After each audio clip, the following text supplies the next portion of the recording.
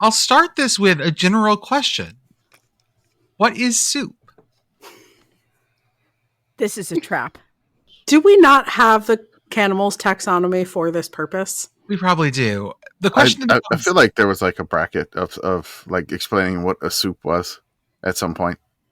Someone asked, I think on Blue Sky, about the best soup, and I responded. I meant to do it from my personal account, but I responded from the committee account. The tomato bisque was the best soup. Yeah. But then I forgot also that that's not technically a bisque. It's just like thick tomato water with cream. I mean, chicken soup is just thick chicken water. Yes, absolutely. With chunks and goo. With bone gelatin. That's right. Thicken soup. I love when I make the best chicken broth or chicken bone broth, if you want to be fancy, and it gelatinizes when you throw it in the fridge. That's how you know it's and stuff. The chili that you sent me turns into something akin to a Jell-O jiggler. It does. But with meat chunks in it. Okay. In the fridge. When you heat it, it turns into something closer to what I would call a soup. Although I don't know that it ever really gets there. But I mean, you could absolutely get a cookie cutter out and have real fun with this stuff if you wanted. Jell-O jigglers. The whole point of chili is that it's not soup, right? Is that the question, though? Is chili soup? Because we are in this continuum of how many things does it have to be in your liquid before it's no longer soup? Chili is not soup. Especially I'll be right because back. I'm going to go get at the least OED. when I make chili, the whole point is that you are trying to get it to reduce so that it's not soup. It's supposed to be thicker than soup. It's not. You don't want chili water. Okay. Unless you're eating Skyline, I guess, and you're ordering a wet 3-way. Yes. Juicy 3-way. Get that correct. Right. It's what we all crave. All right. But seriously, I have very strong feelings about this. I'm sure the Texans on the show are not going to like many of my other chili opinions. I don't. But I've never I don't understand the passion about the only thing that I get is there's no tomatoes in gumbo. That's the one thing that gets me. But it's the beans thing. Is that the thing? Oh yes, when I make chili, it has beans in it. It has corn in it. It has a lot of things in it. They call those filler. According to the official Terlingua cook-off rules, those are called fillers. They're not allowed. Beth has pulled out her copy of the OED that requires a magnifying glass because it's so condensed down. And she's looking, I believe, for soup. Unfortunately, there's 19 pages of SQ that I have to get through first. Spirit, spring, sprecious. Ooh. I want to know, though. So gumbo is soup. Technically, yes. The most soup-like soup would just be flavored liquid, right? So chicken broth is soup. It is the most soup. Is it soup? Or is it just is broth? It soup? Because by that logic, you could argue that hot water is soup or tea is soup. I'm into this. Tea is soup. No. Yes, done. Soup has to have other thing. I disagree. So it says, okay, this is what Wikipedia says. Soupless. So, soup says soup is primarily liquid food. And then it links liquid food. But it's not together as liquid food. It's liquid, a link to page that says liquid, and then there's a link to page that says food. It doesn't define that further. It's generally served. I found I'm still going, but I did look up the definition of soupless, and amongst the main definition is having no soup. But in the 1821 translation, it describes it as the lack of milk, which I think might really open up our idea of soup. Cereal is soup. Apparently, it's possible cow is soup. I'll let you know. I'm still going. I was going to say cereal was soup anyway, but this confirms cereal is soup. If cereal is soup, then chili is absolutely soup. No. Oh, this is so... So, if chili, look at the Spanish, chili is thicker than cereal. But here's the thing: if we look at the Flemish, oh no, man, Spanish you break one of those. Oh god, she's got translations going. I'm stop. Oh, this is the OED. Okay. So in those, soup is a synonym for broth. Okay. Okay. So the relationship of other Teutonic forms is less clear. A liquid food prepared by boiling, usually consisting of an extract of meat with other ingredients and seasoning. Guys, a lot of things just became soup. Yeah, You know. really just opened a lot. Carnitas are soup, Jordan. Okay. And soup for dinner. You know. How I many? would like a carnita soup burrito. What is it? What makes it Soup dumplings. Carnitas soup dumplings. Oh, done. That'd be really good, actually. It Yeah. looks like soup in English goes back as far as 1653. Mm. In an excerpt by Rabelais, then made they ready store of carbonados and good fat soups or brewis with sippets. At which point, in the 1700s, it was synonymous either broth or porridge could be considered soup. Yeah. Cereal is soup. Cream of wheat, is that soup? Yeah. Oatmeal. Okay. Looks like we have another notable mention in 1730 from Jonathan Swift. Instead of wholesome bread and cheese, to dress their soups and fricassees. Ooh, it's got meter. Uh-huh. Kids like that. You can dance to it. Mm-hmm. In the habits of good society, it notes that a light soup is better than a thick one, which clogs the appetite. Mm. Yeah, now we're at humors and shit. Okay. I mean, we've always been at humors. That is true. This is, I feel like at some point it ceases to be soup because there's enough things in it. Yes, this is why chili is not soup. Well, let's go with the most, like, a steak is not soup. Holy shit, soup can be a verb. The soup? Yes, to provide with soup. I souped you. You've been souped. You've been souped. To provide with soup. Shut up, loser. You just got souped. He handed them out. I did working in. I was working in a soup kitchen. You know, I was just souping everybody up. They're all souped up. Is it? Can we come up with a sentence that's nothing but soup? Luke found himself accused of countenancing the souping. The soupening. Accessory to soup. Accessory to soup. Listeners, if you've never used the Oxford God, English I love the OED. you really need to. It's available online. It has the history of everything. It is basically any word. It has irregardless in there because basically it takes every word, useful or not, correct or not. If it's used, it's in there. Yes. Yeah. Since I know you guys couldn't see this before, if you haven't seen the OED, this is what the OED looks like, which is why I had to use a magnifying glass. Oy. Yes. You have the 2-volume version, correct? I do. So there's 4 pages in every page. The font size is smaller than 2 point. I would just like to take this moment to appreciate the OED for not being prescriptivist, because we do not like prescriptivist language here on this podcast. But we do That like is soup an as a editorial verb. position. We do like soup as a verb. Sorry. I'd be souping up these homeless people. Soup, soup, soup, soup, soup, soup, soup, soup. Maybe that's a sentence. Was that the Salt and Pepper song? I want a soup. Soup, soup-a-doop.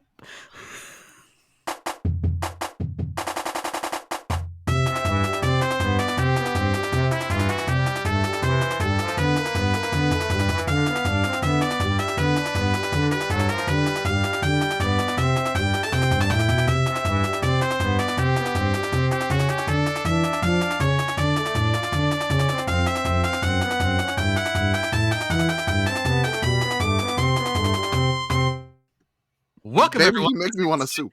Oh, jumped on it. Podcast. This is our podcast for the evening of January 19th, 2025. We are, I think, officially in the off season when you hear this, because you will hear this after the title game, but it's currently before the title game. We have something we're going to help you with that. Don't worry. Yeah, don't worry. We're gonna help. We will figure something out here to, like, talk about the results of the game in some fashion at some point here. Dark magic. We're going to do it. As always, I am Jordan. With me tonight, I have Commish, Beth, Pitt Girl, Arthur on the ones and twos. Pitt Girl, how are you? I'm okay. It has snowed quite a bit here. So there is a plow truck that has been doing effectively donuts in the intersection by my apartment for the last 10 minutes. I don't know why. So if you hear any ominous scraping noises, that's what's going on. Beth, how are you? I have gotten to read from the OED. I don't have work tomorrow, and I've cleared snow twice today. I am at my most happy right now. Commish, are you guys gonna get any snow in San Antonio? What a sentence. There's a chance. There's a chance for snow in San Antonio. I'm not really like 100% sure, but like Monday night, when the national title game is going on, there's a chance of snow. Monday night, like maybe at like 4 p.m. through overnight, Tuesday morning, when the pod is set to come out. It could be snowing in San Antonio. I'm not 100% sure. For my kid's sake, because we missed the last chance, I hope it does. Because, you know, he's got fear of missing out of snow. So, like, is that like FOMOs? Snowmo. Snowmo? Snowmo? Yeah. Faux Commish, snow. it's So, supposed, like, yeah. it's supposed to snow in New Orleans. Yeah. If that happens, are people gonna full on lose their minds there? Because around here, if it says that it's gonna snow, people go to the grocery stores and like loot them. So You know, how's Louisiana gonna react to snow? well, I mean, like, basically, everybody just stays at home. Like, the roads are not built for ice or snow. And New Orleans is pretty much prepared for like hurricanes. So it's basically you're dipping into the hurricane supply of Pop-Tarts, instead of like, you know, the snow supply of Pop-Tarts that you have. Like you just basically you have be prepared to be without power for like a couple of days if necessary, or to be snowed in. You know, basically they should be prepared. Probably all of them have like, you know, emergency king cakes that they just eat, and you leave the knife in the box, which I'm quite jealous. You Yeah. break the glass with the knife. You break the little cellophane plastic with the knife to get to the emergency king cake if necessary. That you buy a backup, and hopefully you don't eat it too fast. But I'm looking, if it snows in like Louisiana, I want, like, we didn't get snow pics from like La Tech, ULM, Oh, the yeah. Independence Bowl. I Tulane. want Ullman. I want to see snow in Ullman Stadium. Mm. Give me Cajun Field snowy. I would love to see that. Rice, you know, Yeah. there could be some snow in Houston. Give me all those stadium, like Tiger Stadium, covered in snow. How awesome would that look? Can someone go up to the top of Rice Stadium and just build a snowman crowd up there? Do we think that the stands are like structurally stable enough to hold that many snowmen? If it snows too much, this may be the thing that takes them out. Oh no! Yeah, like just Who took down Rice Stadium? God. Mm-hmm. I mean, Rice football and Olaf took it down. It's kind of fascinating because when snow hits places it shouldn't, I feel like people have very different reactions. Some are just like, I'm just going to stay at home, no big deal. Some are, I must go to the store and buy all the things to survive this. I went to the store yesterday evening, and it didn't even snow in the scheme of things that much here. I haven't been outside. I would guess that we are somewhere in the realm of 4 to 6 inches. Do you know how picked over the bread aisle at Aldi was at like 4:30 yesterday? Mm-hmm. Harrisburg, Motherfucker, we live in Pennsylvania. It does this all the time. I'm disappointed in you, Harrisburg. I am too. I look, San Antonio cannot handle anything like this. Like, if something like this comes, like, it's the hoarding, just, you know, they are, I feel like this city's very panicky. I'll say that. Like, if something, Or oh my God! Natural like, disasters besides just chill Y'all chill out. Yeah, anything besides just being ungodly hot. Like, it's like, oh my God, it's gonna flood. Like, or it's gonna, you know, there was the gas shortage scare that the people freaked out and like just basically drained all the gas stations. Oh yeah, in the city. There were people putting like gas in like garbage bags. It was just, it's like a bank run, but for every product. yes, and then like people Definitely just see freak. people. Oh my god, it I've happens a definitely ton. seen someone fill up trash bags with gasoline at a gas pump before during one of those Yeah. like pre-hurricane insanity things. Yeah, which I'm like, y'all just chill, just just relax. Like, and then growing up in New Orleans, it's just we have the nickname the Big Easy. It's like, yeah, just relax, everybody take it easy. Like, we can't stop nature, but we'll like just basically work our way through it as fast as we can, or just like we'll get through it. Like here, it's just like, oh my god, the world is ending. It's such a different mindset, and it's I don't know if it's a cultural thing, but like San Antonio, like we don't get any natural disasters here. Like we're like 3 hours inland from a hurricane. We're like rarely torrential rains and floods. We're currently in drought. There's just nothing in the city where like if one thing goes wrong, everybody like loses their minds because they don't deal with it on a consistent basis. I would like to, this is going to be a great sentence, give a shout out to our friends at the U.S. Consumer Product Safety Commission, Ooh. a government agency who loves us.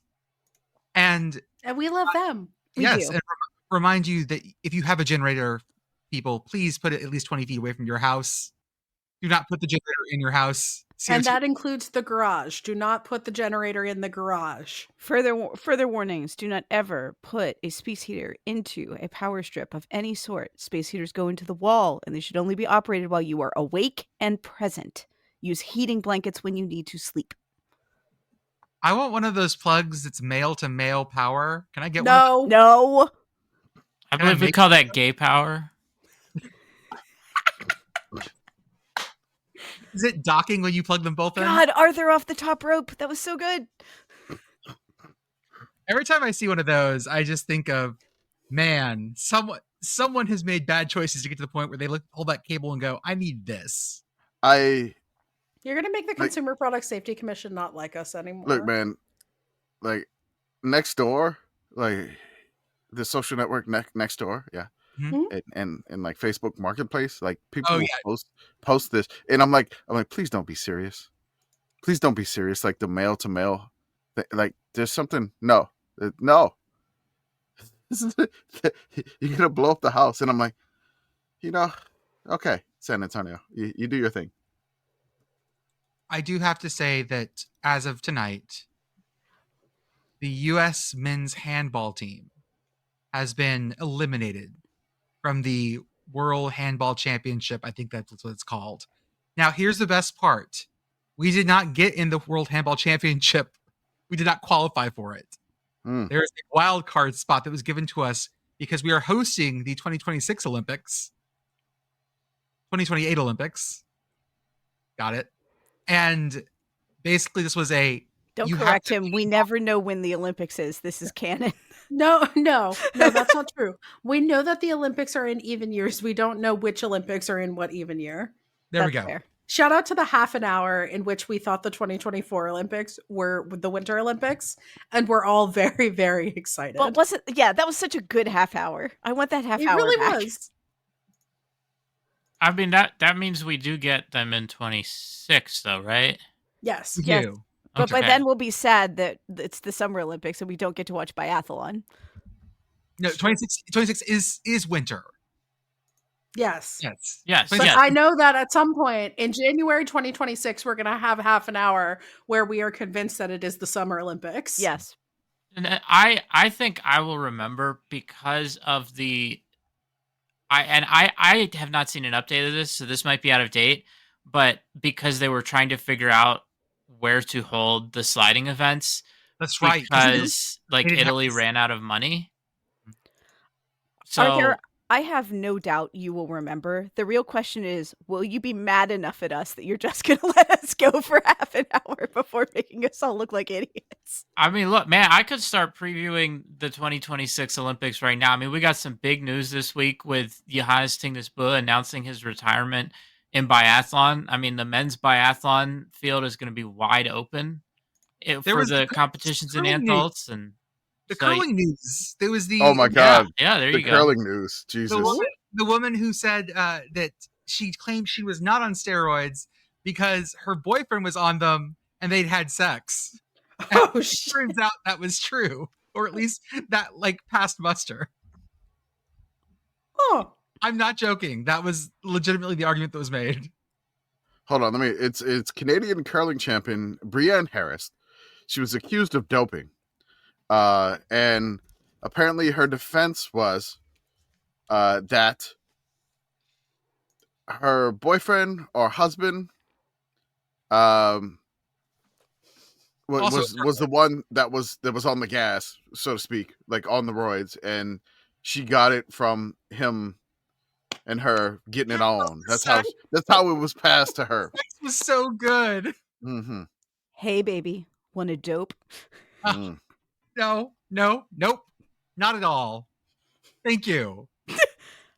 Also, curling doping scandal, one of my favorite sets of words. yeah. I mean, the only times I have ever done curling, the only doping involved was the just incredible amounts of beer we all Yes. drank. Yes, as God intended. I'm imagining someone just getting super jacked and just like scrubbing the shit out of that ice. Like I'm I'm just like there's like ice shavings everywhere. Digging like a trench. It's a puddle now. I like this. In the ruling, it says, quote, she was exposed to Lingendrol, which is the medication, due to intimate contacts with her husband during the period when he was consuming the CrossFit stack, unquote. You know, it really is true. Anytime someone's doing CrossFit, everybody's got to fucking know about it.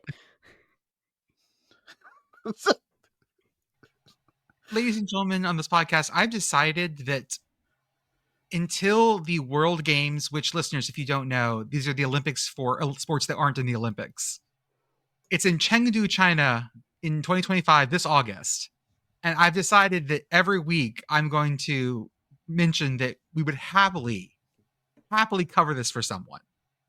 Send us to China. Only the Sickos committee could go to China, is a famous saying. Send us to Chengdu. Let us play with the pandas. And let us go to things like, going to read some of the sports here this year. Billiards, pool, and snooker. If y'all want to see something amazing, because they have to wear national outfits too. So it's these little old dudes wearing like Italian colored bow ties and vests as they play pool. This sounds like the Manakatooth Sons of Italy. I'm in. It's great. We got things like floorball, fistball, korfball, life saving, which the Australians are very good at. Tug of war. Okay. Oh, somebody's going to lose fingers. Yeah. Oh, God.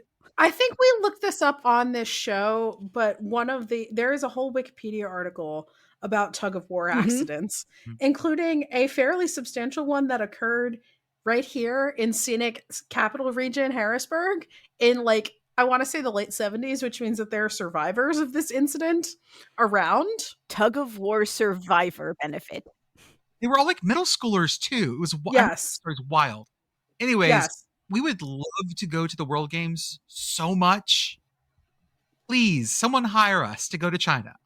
Also, if you are a Harrisburg tug of war incident survivor and you want to do an interview about that, oh, absolutely. let me know. Oh, God, please. I mean, how expensive can travel to China be? Like, I mean, like obviously it's gonna be flights some from amount of money. State But College to Chengdu. How many connections is that, Beth? It's going to be at least 2. There is a connection. The visa would be a challenge, I would think, depending on like how we would present that, right? Because like, it might be easier to get a tourist visa versus like I don't know that we'd want to present what we're doing as journalism. Yes. The notoriously great place to be a journalist, the People's Republic of China. All right, I see flights from my home in San Antonio to Chengdu. It's about $1,800. I can do it for $2,800. It's a day and 13 hours though. Wait, is this from the State College Airport that you're looking? Okay. Yeah, that'll do it. $2,600 from Harrisburg.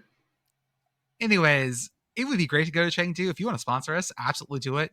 I don't know. We got money. Maybe that's what the money's for. That's what the money's for. Commish. You're so glad you didn't make me the CFO, aren't you, Commish? Oh, I mean, I'm the one that filed the paperwork to begin with, but okay. I'm glad it works out. Commish, we are currently one day, as we were talking this moment, one day Yeah. before the national title game, the college Yes. football playoff invitational national title game held in Yes. Atlanta, Georgia. This podcast is coming out on Tuesday after the game is over. Mm-hmm. Probably.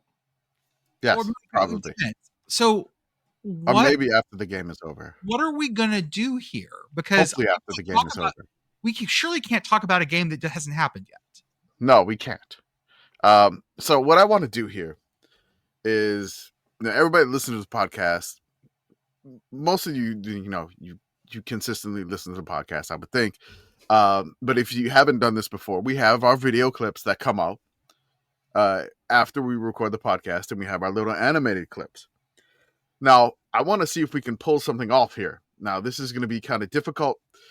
This is going to be kind of delicate, and see, maybe we can turn this into a little bit of a game. But I want to do this where we're going to just talk about things that happen in the national championship game that hasn't happened yet. Because, again, we're recording on Sunday night. The game is on Monday night.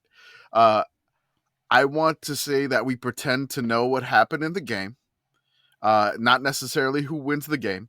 We talk about what occurred in the game, but we cannot say a team name whatsoever. Like, you can't say Ohio State or Notre Dame. And then when we record the podcast right now, as we're doing it, I want us to speak in such generalities that we can get a clip from the podcast and just say, like, hey, remember that was a really big play that happened in the third quarter. And then, like, Hector, our man that does the clips, can just, we'll send him the audio of that was a big play in the third quarter. And then Hector would put the big play in the third quarter there. So I could say it was amazing with 4 minutes left in the fourth, that drive. Just they dug in. If you want to get that specific, but the game that I'm trying to do here is we need to get the person that has the most generalities used in the clip. Okay. So I shouldn't say something like, wow, it was really weird how Kirk Herbstreit spent the entire fourth quarter talking about how attractive Marcus Freeman is. I mean, you can. That could happen. If that happens, that could be in the clip. I just thought it was great that we all got to tell America about the 1-point safety. I just thought, like, people were discovering that in real time as it happened. And, we've been at the forefront of this on the timeline. And, I mean, that was just really cool to see. Yeah, and we got to explain the distinction between returning an extra point for 2 points and an actual safety. That's correct. So I wanted to introduce this, but y'all already started.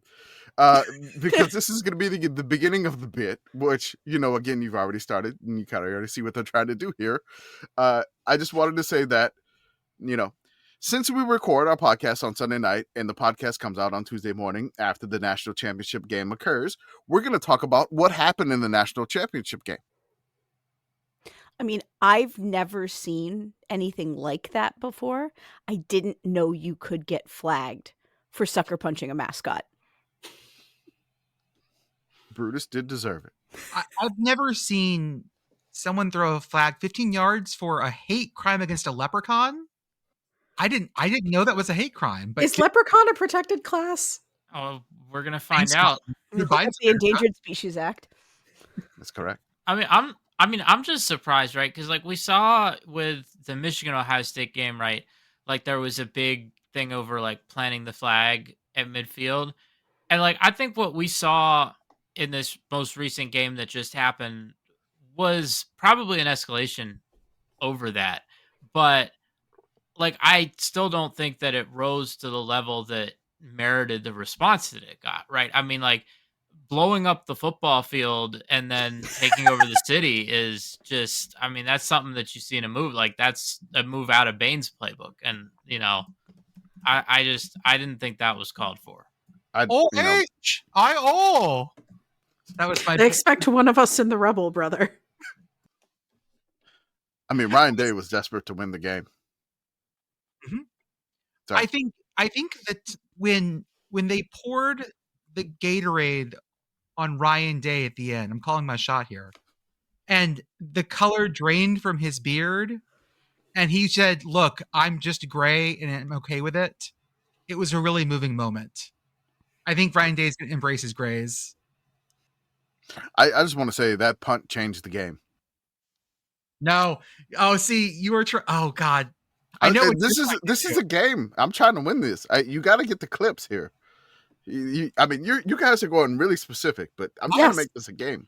Yeah, but think about how many more points you get if you are very specific. Again, if you're very specific and you get used, because the video clip could just be that one thing that you've said already. But yes, I think my favorite part was the commercial for 911 on ABC. I thought that was a really, obviously, the national championship, the game, the football itself, not great. I don't really have a highlight from that.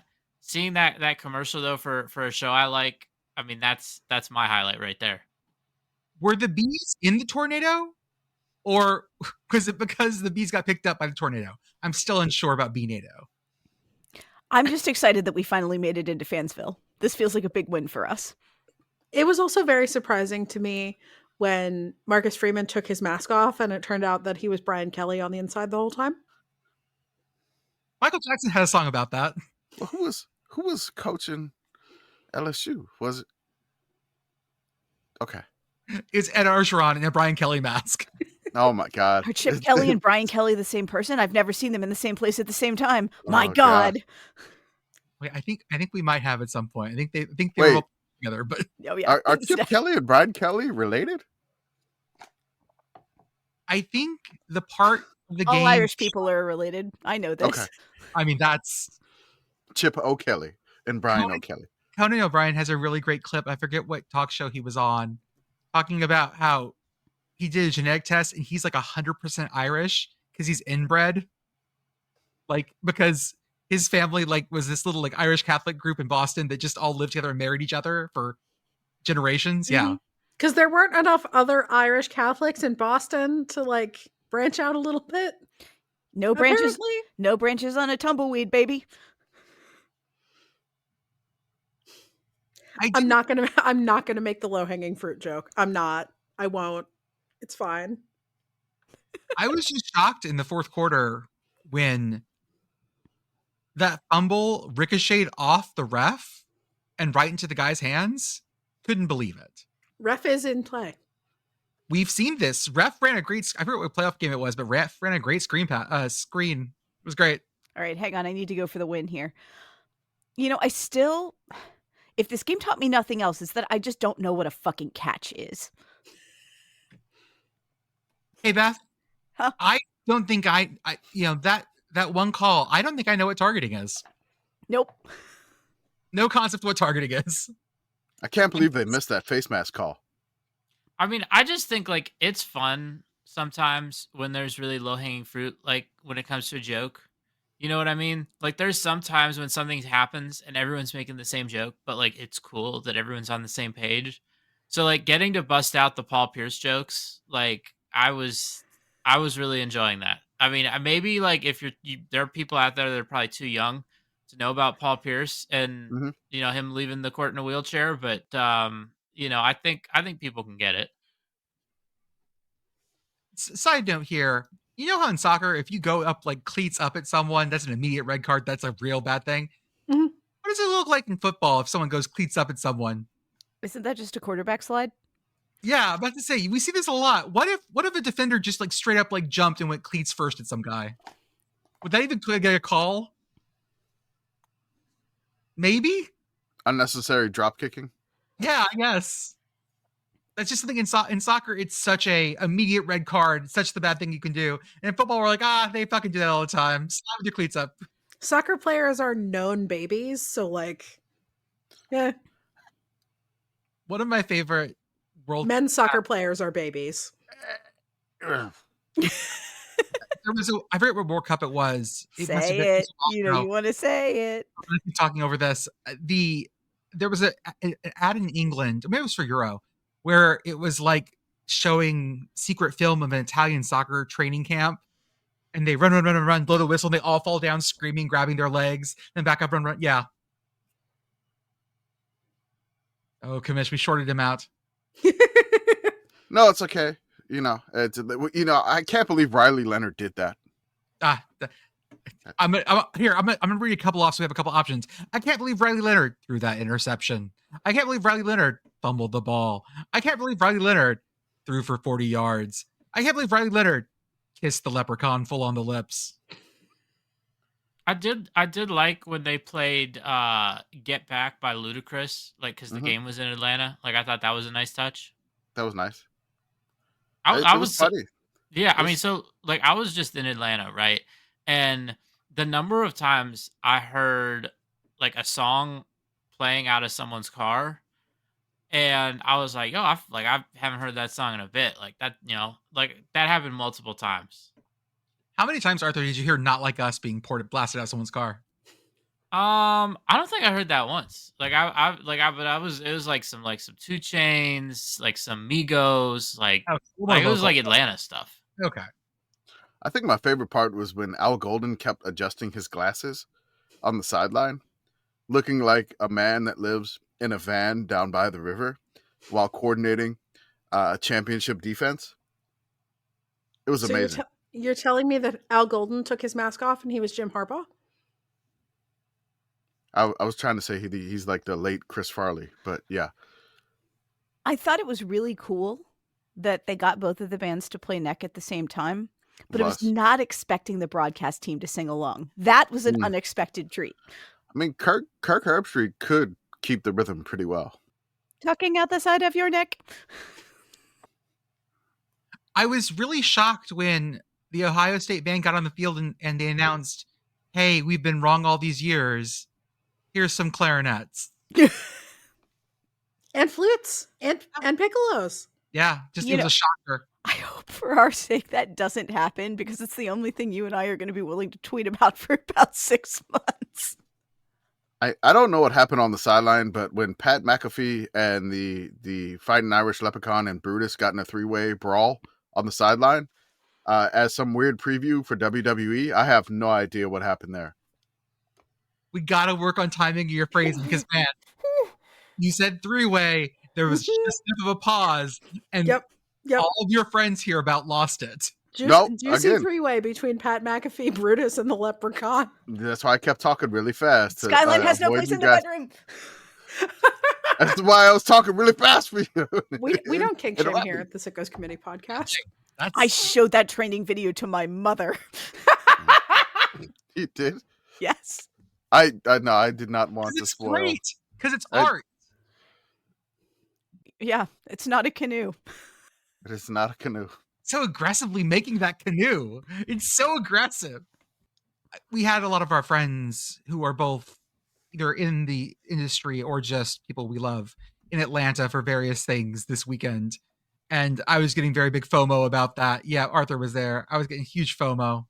But I solved that by posting a picture of me around the college football playoff trophy when it was in a grocery store in North Texas. I'm just like them, okay? I'm just like them. So when you saw it, it was not in a glass case, because I also saw it up close. It was just out there. They had the little sign that said "Do not touch, please," but otherwise, it was the please there. That'll get you. It was just a bunch of Dr. Peppers. So they had this one like area at the College Football Hall of Fame where they have like a bunch of, I think it's rotates a lot, like it's right at the front, and they had a display of I believe 4 things that, like, represented this season of college football outside of, like, they had a separate, like, these are the teams in the championship. They had like Ohio State, Notre Dame stuff. They had some Travis Hunter stuff because he won the Heisman, and then there was this like third display that had 4 things. It had a jersey, and I think also a helmet from Ashton Genty. Okay. Yep. It had like one of the uniforms that Illinois wore, like the throwbacks. Mm-hmm. Okay. So for some reason that made the cut. It has the game ball from NIU Notre Dame. Yeah, which is Like that's funny. It's funny to me to think about like Notre Dame fans in town for the game, and Catch that stray. Yeah. right next to the like Notre Dame is playing in the championship game. There's the game ball from their one loss. And then the final thing was Diego Pavia jersey, like Hell the yeah. Vanderbilt. Mhm. And as Matt Brown on Blue Sky noted, the quote from Diego Pavia is censored in the Cowards. description of the items.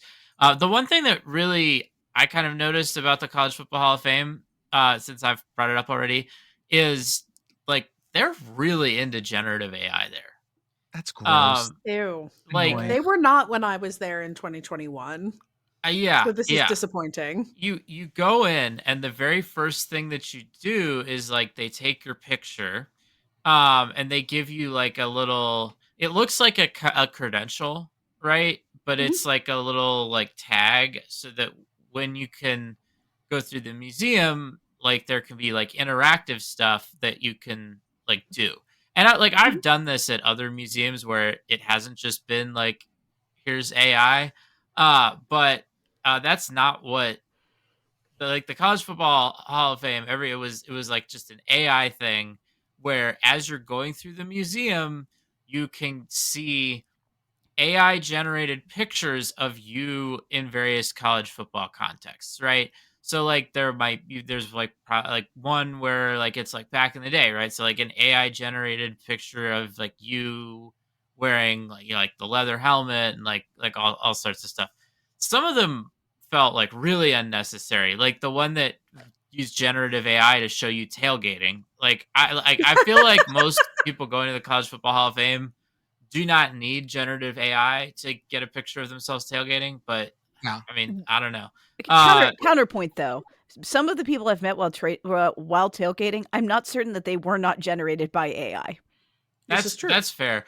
There was one room that was like done up to look like an art gallery, and it had like some painting, like some college football like paintings in there, but then also on the wall was like a digital like screen with a frame around it that was doing like generative AI like paintings of people. So yeah, it was very off-putting, that part.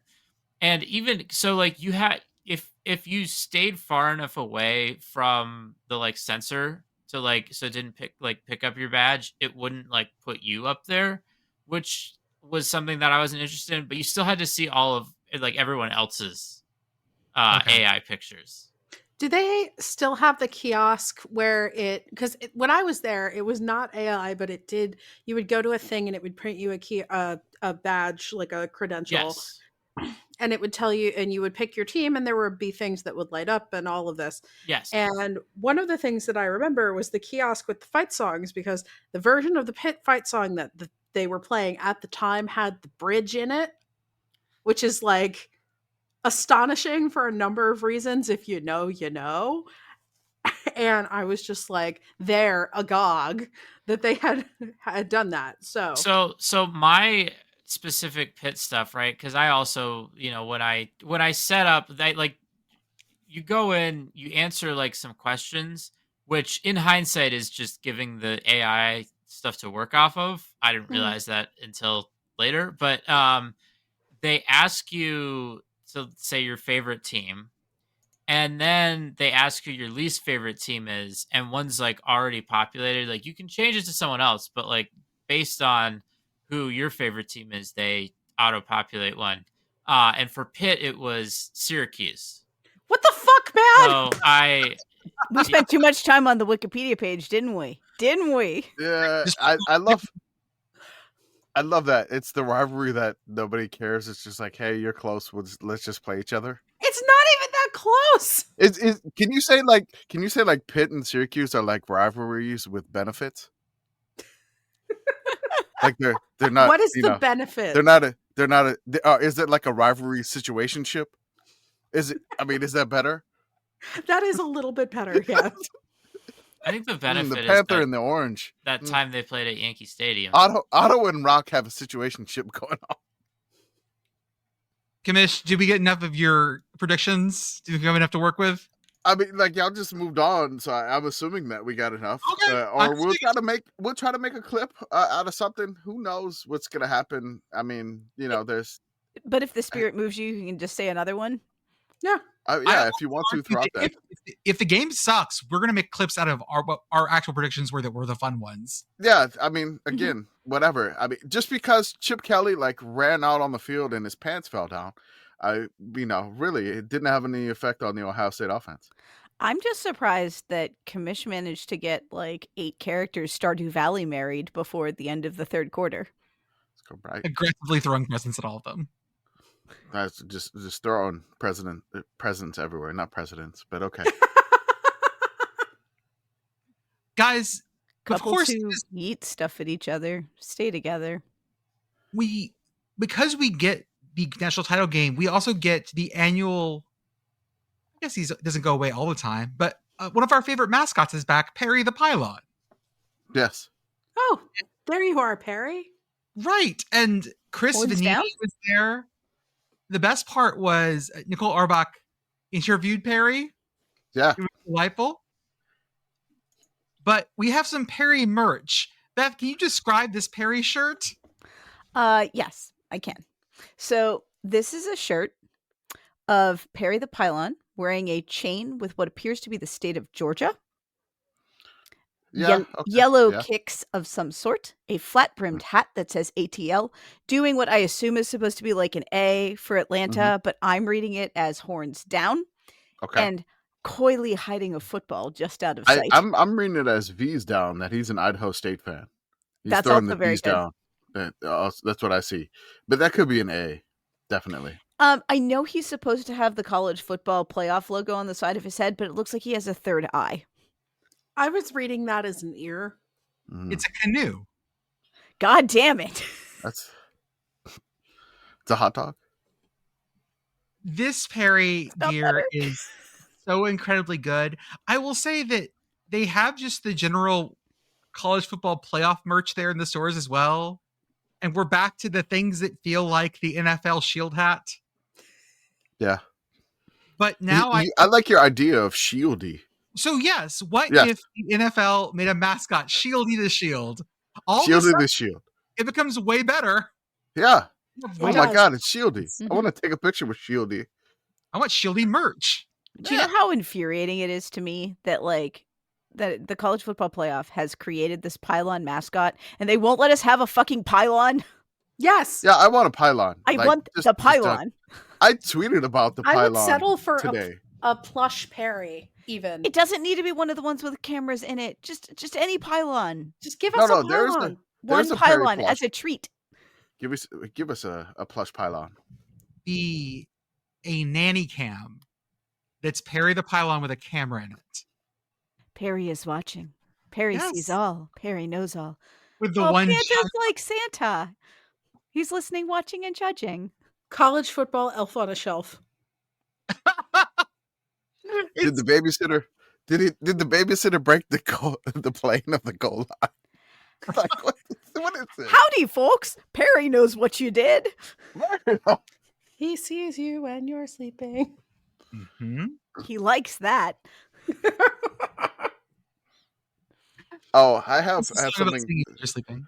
Go ahead. Something that just came to me about the game. I just realized something that Notre Dame has a running back by the name of Jeremiah Love.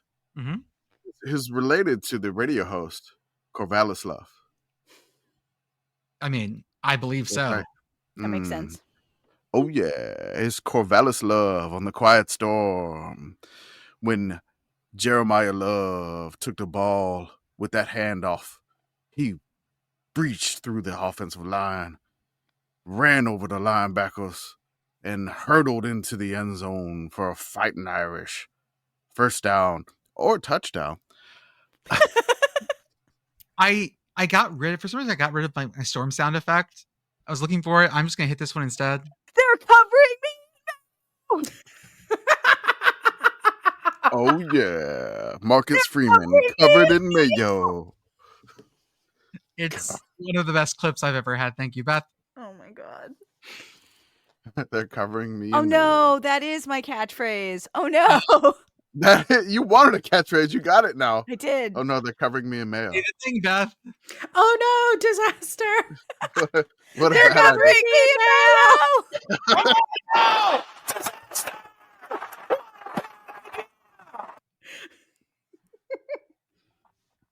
I want to talk about this. Commish, you brought this to the class, so I'm going to let you start this. About Okay. ACC commissioner saying something really stupid. Can Imagine I that. just interrupt the ACC commissioner real quick with I kind of want to interject with my kiddo's drawing of the national championship game. Oh, absolutely. All right, everybody has a picture of that, right? If Yes. if anyone is telling the future, I mean, Oh, I mean, it's great. So, I sent it to everybody in the chat. My kiddo drew the matchup, but then he decided to do, some other folks that were in the national title game via, I guess, Royal Rumble style. mhm. Some, Pat McAfee's there, who probably introduces the other team that comes in here. So basically, he drew a picture that put the Ohio State logo versus Notre Dame, and he put who will win. But then he decided to add more teams to the mix. A great scene. This is the That's right. best Royal Rumble. The best Royal Rumble. So, of course, right away, he mentions ULM right below the Ohio State logo. ULM has been mentioned. Below ULM is LSU with what looks to be a tiger. I don't know. That's a pig, buddy. I've seen I pigs. mean, it kind of looks like a tiger Pikachu. It's got angry teeth. I Yeah, think This that's got a angry tiger. too. Yes. Yeah, Yes. little pig. Then he has Texas, but No. Texas. There's no A there. Texas. Texas. Also, that's one of the fairies from Zelda on the 64. Yeah, it is. Like, All right. Or a N19 mask. Either way. I can Yeah, say we're this gonna- because you know how much I love your kid. We're gonna go get a jar for the little fairy. Yep. Yes. I'm going to use that for when Ohio State runs out of hearts. Hey, listen. Then below Texas is something that I thought was like an avocado or an oyster. I had no idea what it was. It's the I had to ask the Preppy kiddo what it was. Apparently, it's Oregon. So that is Oregon. Oh. And it was like, okay. okay, that's Oregon. So Okay. Oregon's in the playoff. That's right. He recognized Oregon. Then below that, it's not the angry wave. It is the happy wave, The friendly it's- wave. the friendly wave that is known as Tulane. Towlane. It's Towlane, It's yep. Towson plus Towlane? Tulane. Tulane. Okay. Again, Tulane, whatever you I- want. Honestly, if you get me a snip of this, of just the I would wear a shirt with Oh, Towlane. absolutely. Oh, I would wear okay. merch of every last one All of of these. these. Yes. All of these. Howling. I need this collection. Someone in the replies was like, instead of throwback, schools should let kids draw their logo and do that for alternative model or alternative uniforms. Tulane, if you're listening, I need you to become Towlane. They one week did like next the year. tweet. They did like the tweet. So that's good that Tulane football did like the tweet there. Then we Commish, got I did Yes. find a couple of Pokemon and Digimon that look like Towlane. I dropped those Okay. in the chat for you. okay. Let's see what we got here. It's like a very sick Clefairy. Okay. Mm. Podcast. All right. Well, they're both cactus, but okay. Cactus-like Yes, things. I feel like I have the correct at least vibe on this. I chose Togemon Yeah. from Digimon, and then I believe that's Maractus, the Pokemon. Yes. Yeah. With boxing gloves? Okay, a cactus with boxing gloves. think That's it's a fighting interesting. type. Fighting grass? Fighting type. Okay. I mean that matches the angry wave. So there you go. That's Digimon, so it's just bullshit. Oh, okay. Never Okay. mind. It's Whatever. not like Pokemon. It doesn't have real rules. Not the Also, same. yeah, you can tell that it's a Digimon because the artist didn't try very hard. Oh, okay. Oh, God. So then from FCS, Long. FCS we got UIW, which is Incarnate Word, which he went to 2 UIW games this year. He went to the one where they beat Nichols, and then the one they beat Villanova when it was like cold and rainy. Cold for San Antonio and rainy. It's a really good Angry Bird. It is. It's very good. It is the word. A lot of folks in the replies are just like, "Wow, he knows Incarnate Word. The kid knows ball." And I'm like, I didn't want to reply like I took him to 2 games this year, but thank you. He does know ball. So The then one and there's only ball knower we have. then you see right next to Towel Lane, you see TAM, VT. right? The VT. So that's like Texas A&M and Virginia Tech. Regina Tech. Virginia Tech? Okay. Yes. Close enough. Not my favorite spelling because the next one is incredibly phonetic and makes total sense. Yeah. Oh, it's so good. But Okay. is absolutely. I just So- like that he put VT and Texas A&M next to each other. Yes. He so knows. He it's knows. He knows. The same. So Texas A&M, Listen, Texas A&M and VT again, like just like perfect. People were like, "Why did he mention Virginia Tech?" I was like, "Well, he did watch the Duke's Mayo Bowl with me. Mhm. I don't know why he didn't draw the gopher, which would have been cool, but he was just like he loved the turkey, so he's a big fan of the turkey. And then the other kiddo, the younger one, does a funny turkey sound. So it's one that's probably stuck in his memory. Then at some point he was just like, well, who teams that ULM doesn't like, and I mentioned Louisiana Tech, and so he spells out, he's got LT. He doesn't even bother doing the shape of the state whatsoever. It's just LT. And then he spells Louisiana. It was almost like Louisiana F baby, Louisiana Tech. LWESEENIA. I'm going to incredibly give him that. Spelled tech right twice. He did spell tech right twice. Then we have UTSA take 1, which was a scratch out. Mhm. And then we have UTSA It was take a 2, good which scratch out because UTSA take 2 is very strong. much better. Yeah, that's right. So, and some people in the replies were like, "This kid has spent a lot of time in Louisiana and Texas," and I was like, that's very true. I'll do that. I mean, he's got Ohio State, Oregon, Notre Dame, essentially, and Virginia Tech, the only teams that are outside of Louisiana and Texas. What is the thing right above the ULM logo, right below Ohio State? Is that an aeroplane? So it's supposed to be like the bird in the L, and it did not work out. Okay. Of ULM. So Okay. yes. I wasn't Hey, sure. I have a question. That green thing again, how do you say that school name? The green thing? Yeah, how do you say that school name? Is it like for real or for fake? How do you actually say it? Or like Tulane? I was wondering if you say it's a little weird and that's why Oh no. Playing. No, he never asked me how to spell it. And Okay. the only shirts that he has, His heart it's just knew the how to angry spell wave. it. These are all great. I think he just misspelled 2.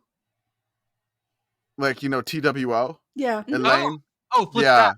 Got it. Okay, that makes sense. He flipped that around and flipped those letters instead of Tulane or Tulane. I mean, I am compelled. This is how it is spelled for me from now on. Oh, like Okay. how we spelled Ruggers. Yeah, What was it? Rutger. Rutger. It was just a Singular. singular Rutger. Let's do this then. Let's go to our ad read and then we'll come back to the ACC news. Hey, folks, if you were following our socials, you found out that there is a new Saturday radio app thing for you to listen to, the College Basketball Blitz. We got to get him to call it the fast break. I think. Yeah, Commish- I got to send, Hartzell some suggestions to maybe like the college basketball fast break or the, just something, because it was the first weekend they're trying to do it. Press. Full court press would also be good. It's another defense thing. Yeah. Commish, I had never listened to college or any basketball on the radio ever before this weekend. This is my first time ever listening to basketball on the radio. It's wild. It's hard to follow. Mhm. It is a little bit. Sport goes fast. Yeah. Yes. Jesus. I'm used to having it goes time. fast. So basically what this is on the Varsity app, folks, they're doing just like they did the College Football Blitz. They're doing the College Basketball Blitz. They're going to shout us out for various things. We are going to promote them. If you like things like this and you want things like this to exist, you need to listen. Yes. Put it on. They ran it for, I believe, 5 hours this past weekend. It was great. I was dropped out of it. It was on the app from like I think it was on the app for like 5 hours, and then it also was on Sirius XM radio. So if Oh, you wow. have that too, it's on that channel. I can't remember what channel number it is off the top of my head, And but it's there which too. app again? The Varsity app. Mhm. Ah. That's the one. Yeah. Did I not say that right? No, we're We just got to saying. make sure the listeners know. Oh, okay. It's the Varsity app. Yes. Call But to yeah, go action ahead. and all that. Yes. Which is great. It was a lot of fun. It was fun to listen to. Like the basketball is a little bit different because it's just back and forth a lot compared to like football is like, yeah, okay, there's like a little break in the action and they're gonna come to the line and call signals. Basketball is just like back and forth. Like, just nonstop dribbling, and it's ridiculous. It's a lot of fun. They also may keep this quiet. Don't nobody tell nobody if you listen to this podcast, but they could be using maybe some of our Sickos cartoons for the basketball figures, and there could be a YouTube channel coming for this of the live broadcasts, the live radio broadcasts, what they do behind the scenes when they go from game to game. Sounds good. As always, our link tree. You can also check out our Patreon for $5 a month. You can join us on our Discord where we chat about various things, plan for the off season, come up with new events to watch, find the most random links on YouTube to 5th division soccer or whatever. People find the best stuff. It's great. Also, our merch store, sickoscommunity.org. I have a new hoodie I'm going to put up because our friend Andrew, corn correspondent, went to Atlanta. He had a hoodie that said chili and cinnamon rolls. People loved it, but the person that makes that no longer has a store. So I came up with a new version of it. Perfect. So we have a chili and cinnamon rolls shirt. Hoodie. Check out our YouTube, Instagram, our Twitch. Joey's been streaming a lot on there. I'm going to learn how to do that as well so that I can just fire up Roller Coaster Tycoon and play and talk to people. Yeah. Our Substack. Shout out to Go ahead. I just finished something that'll be out on Monday, but I did the super spreadsheet for the entire year of 2024 through all the games that have occurred so far except the last one. And I located 47 99-yard drives for a touchdown. Ooh. And so I pulled some stats. I wrote a Substack about that. There were 5 teams who gave up 2 99-yard touchdown drives. But there were only 2 teams that scored 2 99-yard touchdown drives. One team happened to do it in the same fucking game. Yeah, that sounds right. The defense gave up the 2. It was the same fucking game. Was it us? It feels like it could have been us. Do you want to know who it was? I absolutely do. Yeah, I do. Okay. All right. North Texas versus Tulsa. North Texas did it to Tulsa twice. That feels right. Yeah. 52-20, North Texas won the game with 2 99-yard touchdown drives. The saddest hurricane. Gusty was sad, Gusty. Shout out to Message Board Geniuses podcast. They go to places we refuse to go. And as always, Home Field Apparel for the softest, comfiest, officially licensed collegiate apparel for your top, your bottom, and everywhere in between. Right now, it is. Maybe they should. That'd be great. MeUndies Home Field collab. Let's go. Put the sad husky on briefs. That'd be so good. Just picturing Angry Wave boxers. Oh my god. That has to exist already because I need a pair. That does exist already for sure. But like, I mean, can you put like, Listen. All right. That first time that you're like, what should I wear? It might be that night. It might be that first wonderful, magical night. It's time to pull out Leggy Jayhawk. Ooh, sexy legs Jayhawk. Oh. I would like to take this moment to remind you, Jordan, that you still owe me fishnets Jayhawk. Oh, you do. There we go. Put it back on the thing. Yeah, put it back on the thing. Okay, folks. The ACC tried to do something very stupid this week.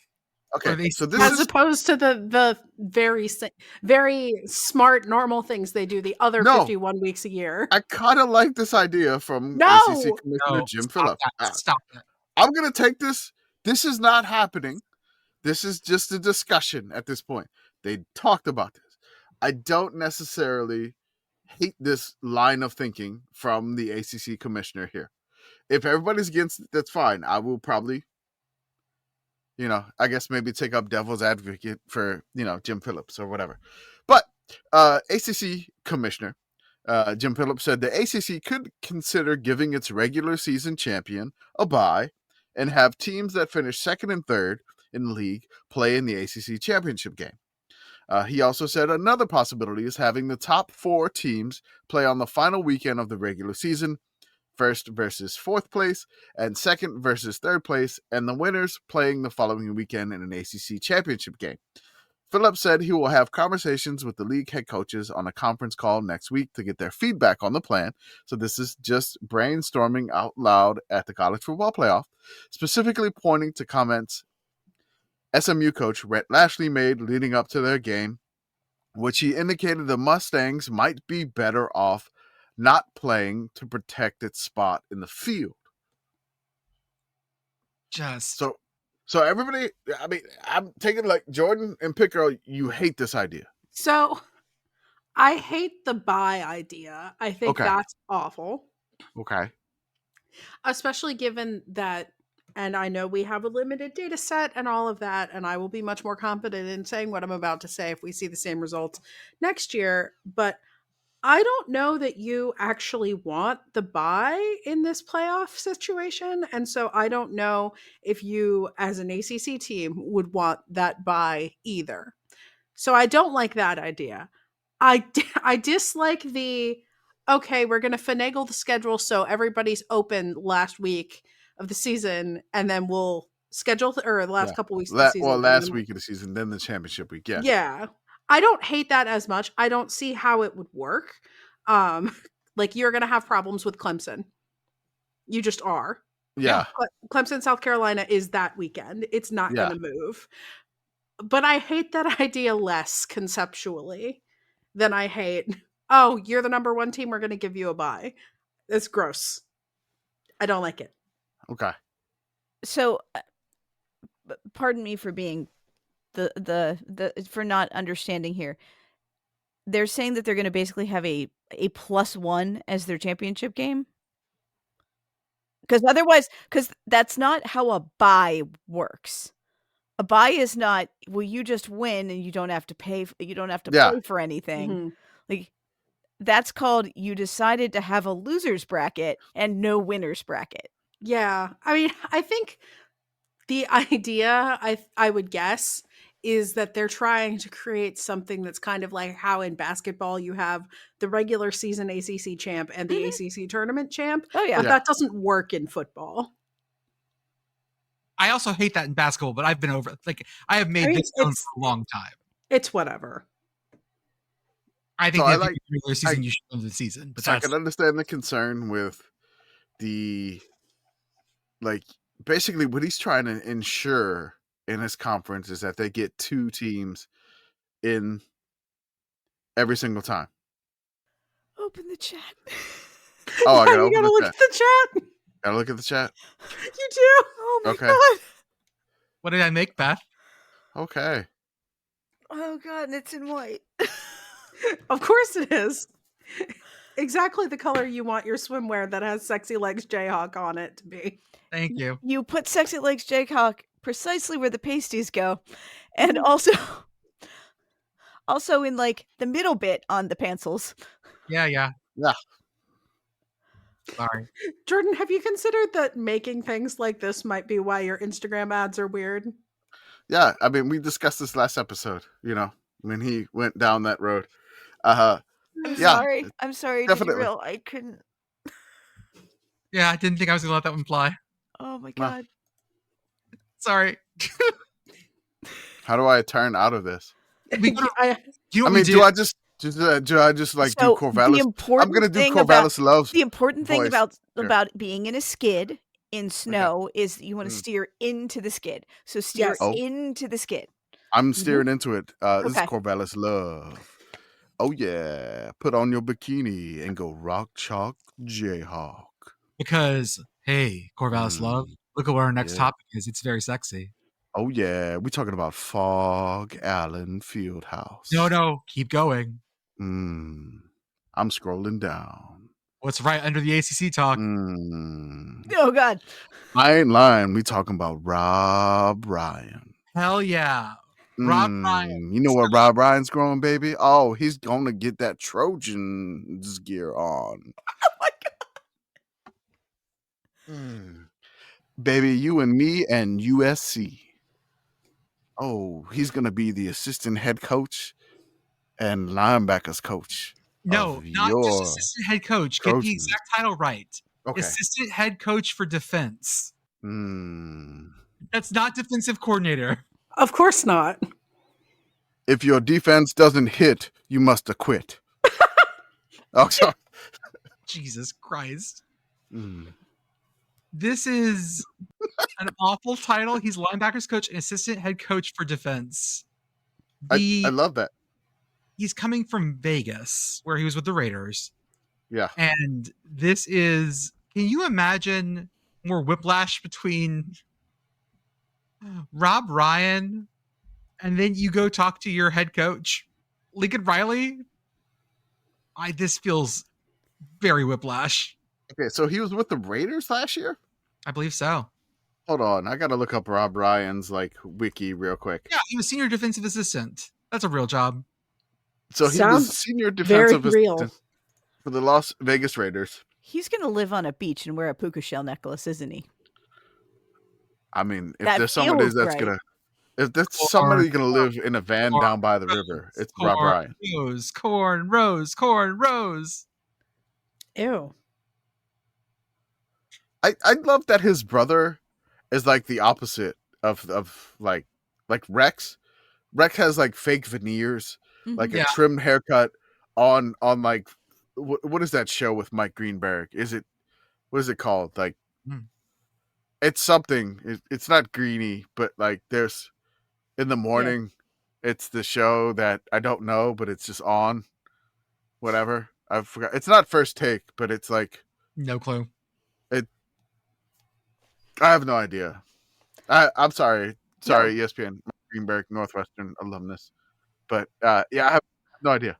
Rob Ryan has always had the vibe of I'm the cool uncle. I sell weed, uncle? Yeah. Okay. And I think it's just the flowing locks, but it very much sends that message to me. I love that Rob Ryan has the all-time GIF, and he's wearing Saints defensive coordinator at the same. And it's I know exactly when that GIF occurred. It was the Saints were 5-0, and then went to Foxborough, and they were leading Tom Brady and the Patriots, and the Patriots were driving for a touchdown, and the Brady puts up a ball, the guy catches it. It's just it's good coverage, but it's just a better placed ball, and the Saints wound up losing at the last second, essentially. And that's his reaction to the play, and he's just I just so upset. So the Saints wound up going 5-1 at that point. But I just remember watching that because I was watching that game with my dad. I was in watching that with my dad. And I'm Saints Patriots is just that GIF lives in my head. We both were just we kind of knew it was coming. Brady was going to do this to us. And then it happened. And then basically seeing Rob Ryan doing that reaction, it was just we felt that, Rob Ryan. We felt that. How did I not know that Rob and Rex Ryan were twins? Yeah. Yeah. They are. Yeah. Yep. They are. I love it. The twin, one is just complete opposite than the other. Uterus, you think? Lots of intrauteral elbows thrown and. Dude, look at Rob Ryan's Wikipedia pic. Oh, it's great. He's like an evil genius. Look at Leaning on the glass. It's just leaning on the glass. I like how the caption is just Rob Ryan in 2019. No additional context. He spent the whole year like that. Can you imagine this? I've seen some better days. Rob Ryan and Rex Ryan played defensive line at the same University of Southwestern Oklahoma State. They had twins on the D line. Sir, a second Ryan has hit the defensive line. I can't. My God. Okay. The Southwestern Oklahoma State Bulldogs. Robin Rex Ryan. Amazing. Speaking of things, titles that get a little convoluted, y'all know of the Big South Ohio Valley Conference Alliance. These are two FCS conferences that by themselves do not have enough teams to get an auto bid for the FCS playoff, so they have joined together for this. Last year it was the Big South OVC Alliance or Conference. Yes, this is the conference that had to flip a coin to figure out who was the conference champion in, I think, 2022 for this. I believe so.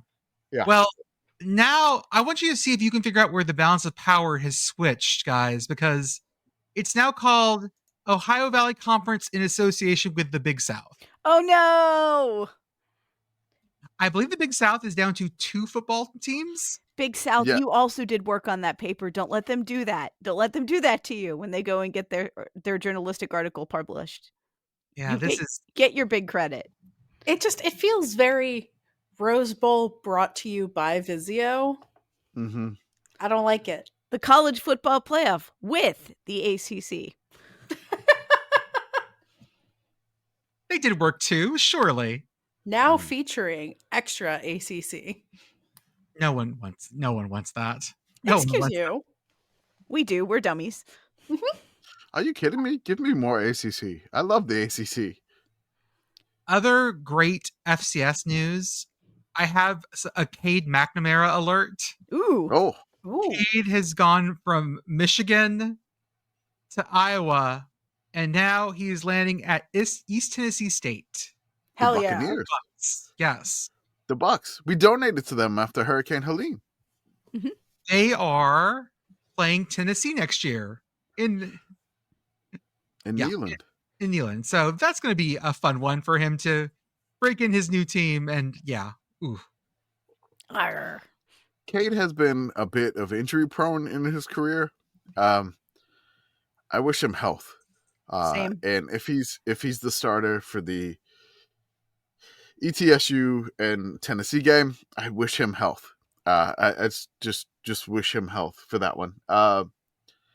ETSU was fun last year. They had a lot of adversity, and they were kind of like basically on the outside looking in. They just lost. So They lost the last week, and they may have gotten into the playoff. But no, their coach is gone. oh no, their new coach. You know who their new coach is?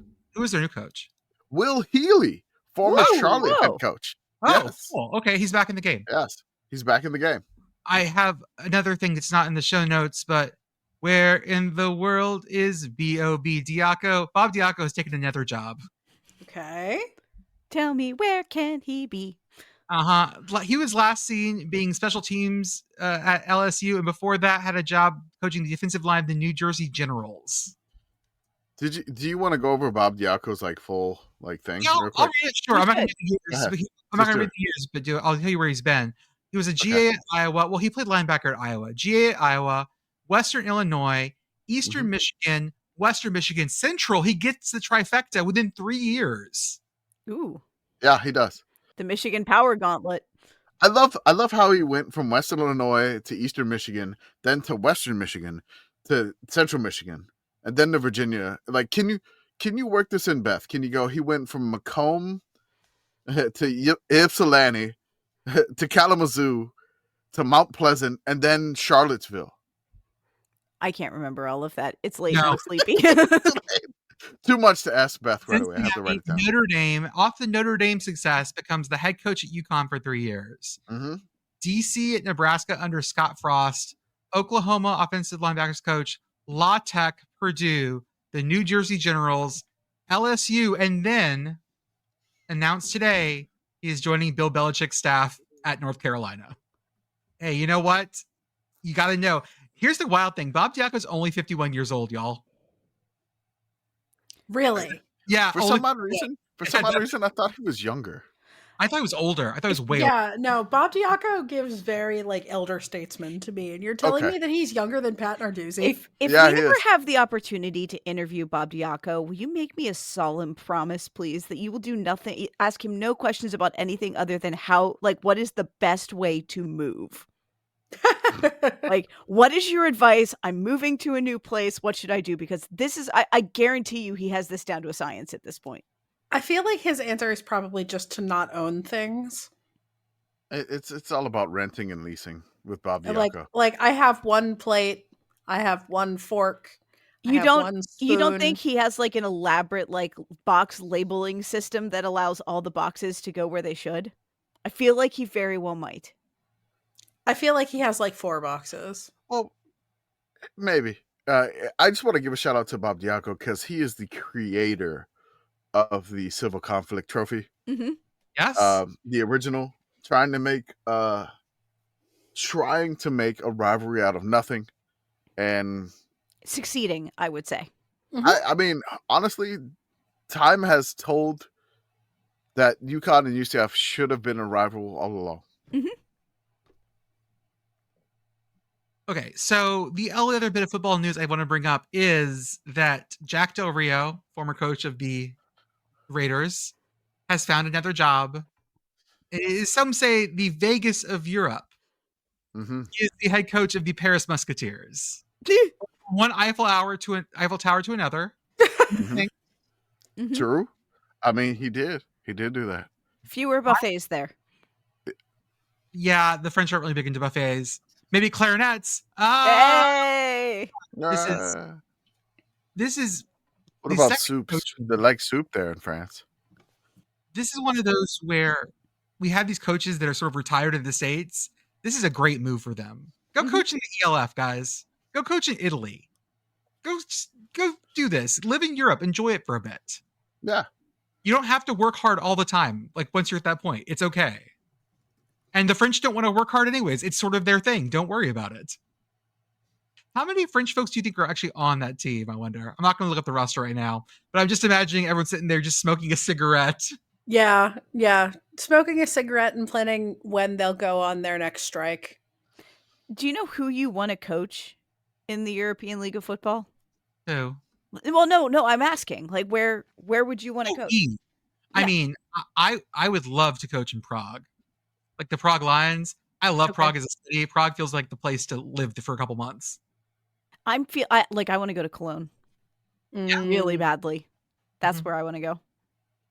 I It's mostly just unfortunate- want to stare at the dome, but well. It's unfortunate because the Milano C men are no longer part of the ELF. They have folded. Yeah. And Barcelona Dragons have too. So if Barcelona was your city of choice, you're out. Ooh. Can we get a Kickstarter going to get the C men back? I know.